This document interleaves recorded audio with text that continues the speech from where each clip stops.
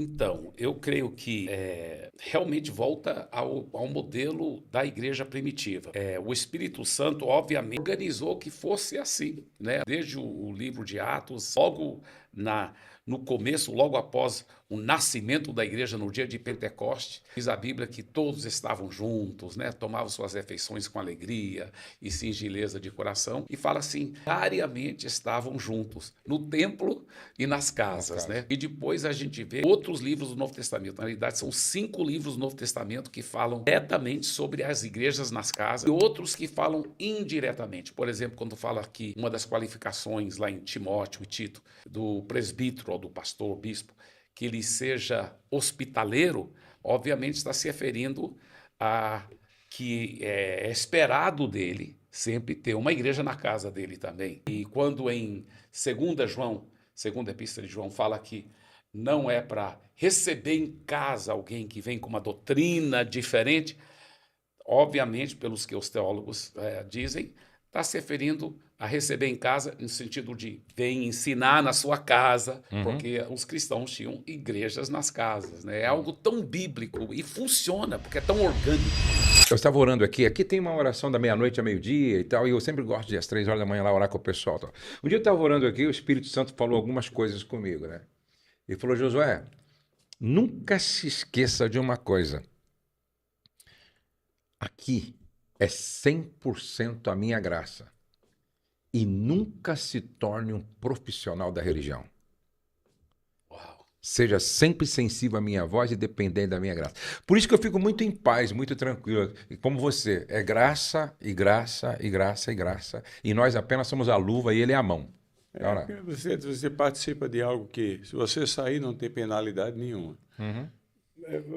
Ninguém paga nada para você, você tem que pagar para estar lá. É. E que não temos dinheiro. Nem existe legalmente, Aham. só bondade divina, né? É graça mesmo. Né? É verdade, é verdade. O pastor Elias, isso aí é uma coisa que eu tenho falado com líderes ao redor do mundo, pastores de grande igreja, e todos ficam muito impactados com essa graça que realmente está sobre a vida dele, que eu nunca vi em, Uhum, né, uhum, em toda a história que eu conheço do mundo evangélico, que uhum. é um líder que foi capaz de, pela graça de Deus, realmente ajuntar para trabalharem junto, para sonharem junto, para amarem junto, para serem colegas, os pastores das maiores igrejas do Do mundo. mundo. E todos amando, admirando e respeitando a liderança dele. Isso Uhum. é muito, muito E lindo. que não é uma imposição, não é Não, exigência, não é uma cobrança e é tal. algo agradável. A gente Flui, né? ama, Flui. a gente ama estar com Elias. Isso é maravilhoso. Mas vamos falar um pouquinho agora sobre um modelo de igreja que, na verdade, é bíblico, Atos dos Apóstolos. Eu sou apaixonado por igreja em célula, né? A nossa igreja é em célula, do Douglas é em célula, e as igrejas por onde eu passo, que eu tenho a oportunidade de dar uma palavra quando me perguntam, eu falo, olha, eu acho que é o modelo mais eficiente, né? É o modelo mais eficiente. Por que que você entende que a igreja em célula ela é muito mais eficiente do que outros modelos de igreja que são bons também, não é? Mas eu acho que a igreja em célula é a mais eficiente. Então, eu creio que realmente volta ao modelo da igreja primitiva. O Espírito Santo, obviamente, organizou que fosse assim, né? Desde o livro de Atos, logo no começo, logo após o nascimento da igreja no dia de Pentecoste, diz a Bíblia que todos estavam juntos, né? Tomavam suas refeições com alegria e singeleza de coração, e fala assim, diariamente estavam juntos, no templo e nas Nas casas, casas. né? E depois a gente vê outros livros do Novo Testamento. Na realidade, são 5 livros do Novo Testamento que falam diretamente sobre as igrejas nas casas e outros que falam indiretamente. Por exemplo, quando fala aqui uma das qualificações lá em Timóteo e Tito, do presbítero ou do pastor, bispo, que ele seja hospitaleiro, obviamente está se referindo a que é esperado dele sempre ter uma igreja na casa dele também. Uhum, E quando em 2 João, segunda epístola de João, fala que não é para receber em casa alguém que vem com uma doutrina diferente. Obviamente, pelos que os teólogos dizem, está se referindo a receber em casa no sentido de vem ensinar na sua casa, porque os cristãos tinham igrejas nas casas, né? É algo tão bíblico e funciona, porque é tão orgânico, né? Inclusive, nós temos, o Elias pode confirmar isso, que na pandemia, as igrejas que tiveram menos baixa e que sofreram menos foram as igrejas que trabalham com pequenos grupos, né? Pequenos grupos, porque no pequeno grupo, na célula, você tem o que é uma necessidade imperativa da igreja, que é o cuidado pastoral. Uhum, É onde a pessoa é cuidada. uhum, Numa comunidade muito grande, o muito grande é relativo, mas uma comunidade de seus 150, 200, 500 para cima, é difícil você cuidar bem de todo mundo. E na pandemia, você não tem essas comunidades. A única coisa que tinha para cuidar, o que sobreviveu foi cuidado pastoral. uhum. E é provado pelos pequenos grupos. É uma bênção.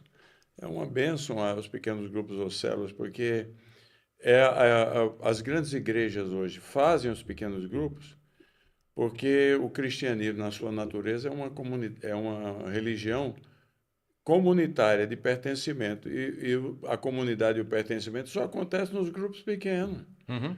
Então, a grande, que é celebração, que é sente a necessidade daquela comunhão que o pequeno grupo oferece com naturalidade, um cuidando do outro. A pandemia foi isso. As igrejas em pequenos grupos sobreviveram muito bem. Até porque, na verdade, eu acho que a pandemia veio para a gente entender melhor a importância da igreja em casa. Por quê? Ninguém podia ir para o templo, não é? Fecharam por um tempo a igreja.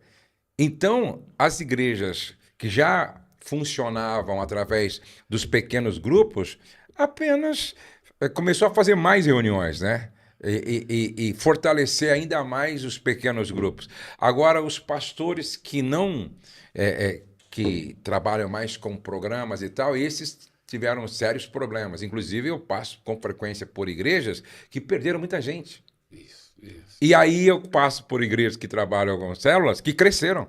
isso. Entendeu? Que cresceram. Mas um outro assunto, Eibe, que eu sempre falo, acho que você já me ouviu falar, eu fico admirado como você consegue formar líderes e dentro de uma cultura. Por exemplo, vocês têm uma linguagem que eu gosto, inclusive até eu uso aqui com o meu pessoal quando eu treino a recepção, né? Vocês falam assim: nós estamos aqui para lavar os pés de vocês. Eu acho isso maravilhoso. Acho maravilhoso. E aí a gente percebe que aonde a gente vai tem traços, não é, de vocês assim muito evidente na liderança. E hoje, para mim, o grande desafio é a formação de líderes. Sim. Como é que você, o que você faz, o que você usa, qual é a metodologia, estratégia para você identificar os futuros potenciais líderes e formá-los para que eles realmente dê sequência mesmo na ausência do sênior, do pastor sênior, né? Sim, sim, muito, muito boa pergunta.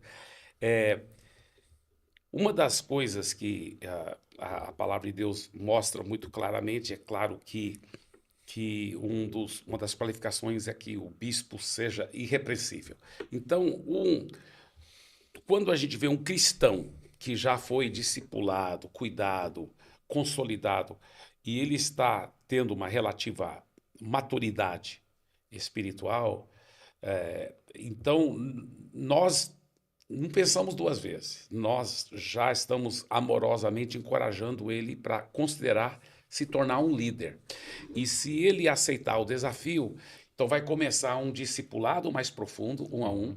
É uma jornada. É uma jornada. Nós temos todo um trilho de liderança. Isso. E nesse trilho inclui várias coisas. Inclui alguns cursos intensivos para discipulado, para líder de life group. Inclui também o discipulado um a um bem específico. E sempre inclui também o nosso Tadel. O Tadel é uma reunião que eu reúno com todos os líderes de Life Group e futuros líderes, e até muitos empresários vão para aprender princípios de liderança. Interessante, porque são muitos princípios de liderança que são ensinados no Tadel. E o Tadel é todo final de semana.